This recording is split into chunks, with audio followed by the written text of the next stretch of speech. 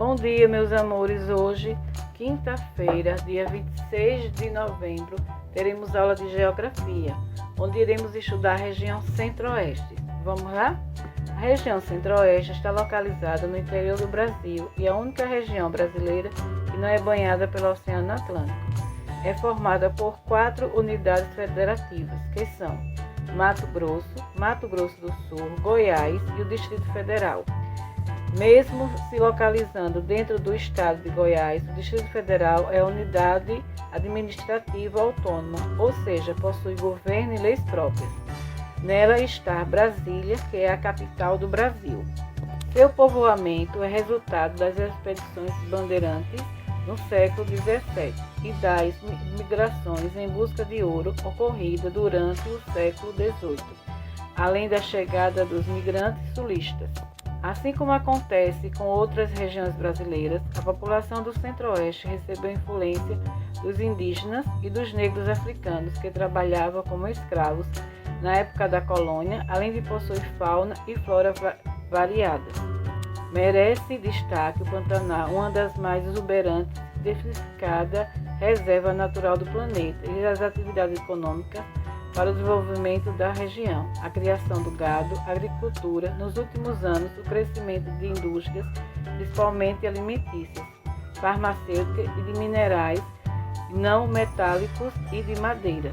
Agora preste atenção no vídeo em seguida, que está contando a história bem resumida da região Centro-Oeste. Preste bastante atenção e em seguida realize as atividades. Lembrando, você vai encontrar da página 185, certo? Do livro de vocês de Geografia, a página 208. Não esqueça de realizar as atividades com bastante atenção. Um beijo, fiquem todos com Deus. A região Centro-Oeste é formada pelos estados de Goiás, Mato Grosso e Mato Grosso do Sul, e pelo Distrito Federal, no qual está localizada Brasília, a capital do Brasil. A partir da década de 1960, a construção da cidade de Brasília e a mudança da capital do país, que antes era no Rio de Janeiro, elevaram a importância da região no Brasil. Na região Centro-Oeste, o clima é tropical e as temperaturas são elevadas durante a maior parte do ano. A ocorrência de chuvas se distribui em 2 estações bem definidas: verões chuvosos e invernos secos. O relevo é diversificado, destacando-se a planície do Pantanal e vastas áreas de planalto, onde também estão presentes as chapadas. Os degraus no relevo formados pelas chapadas dão origem a diversas cachoeiras. Sobre o relevo plano e baixo do Pantanal, formam-se grandes áreas alagadas na estação chuvosa, onde se desenvolvem muitas espécies de animais e vegetais. Essa relação entre os rios e o relevo possibilita a formação de paisagens exuberantes, que são grandes atrativos turísticos.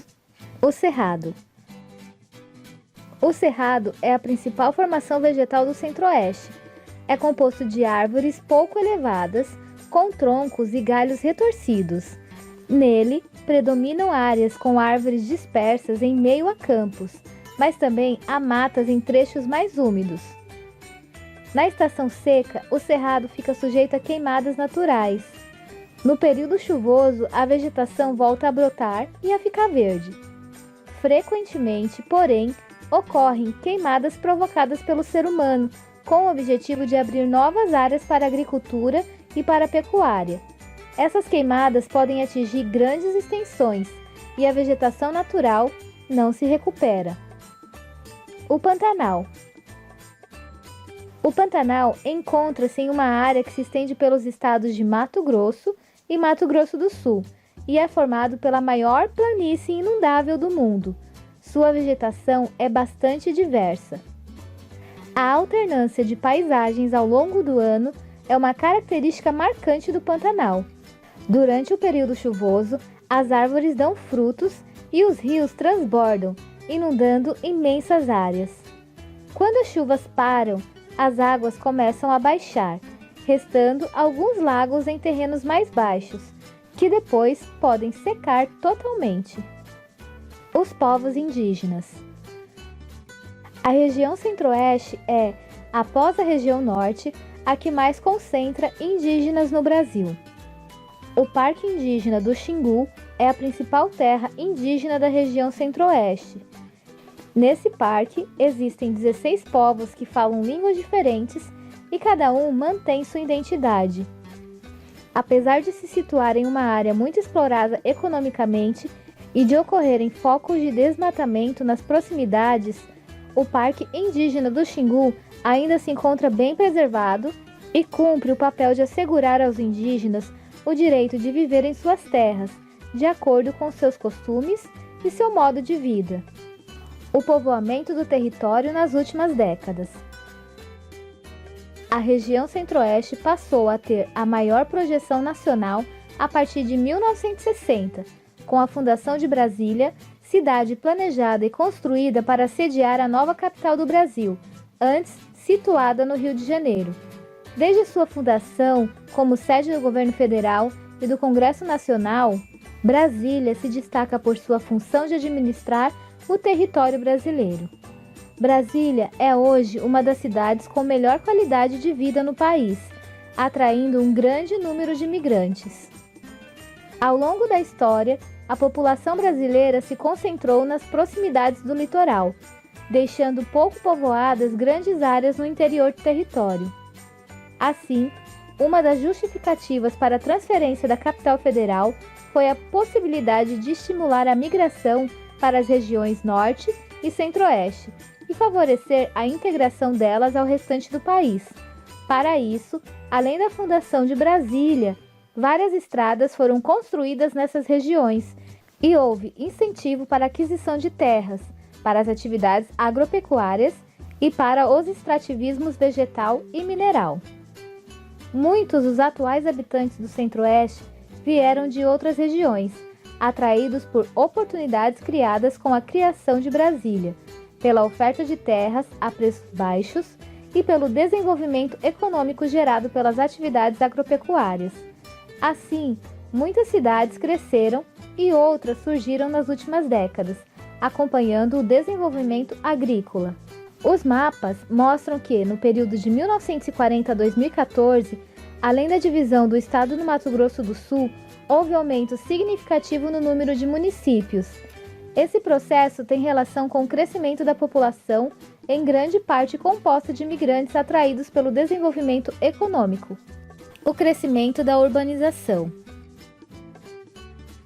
No Centro-Oeste, existem grandes áreas pouco ocupadas, principalmente a área da floresta amazônica, no norte do Mato Grosso.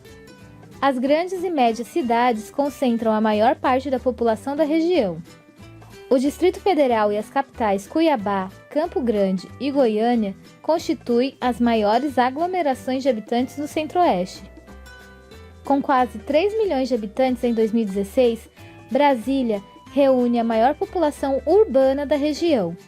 O grande crescimento dessa cidade tem gerado problemas ambientais, como a poluição de áreas de nascente, o que leva à queda da qualidade e disponibilidade de água para a população. A agropecuária é fundamental para a ocupação do território do Centro-Oeste, atraindo migrantes de outras regiões há várias décadas. Mas é nas cidades que vive a maior parte da população da região. Isso mostra que a introdução de máquinas e técnicas modernas tornou a agropecuária menos dependente de mão de obra. A riqueza gerada no campo também favoreceu o desenvolvimento das cidades, que passaram a absorver os trabalhadores do campo e a maior parte dos migrantes.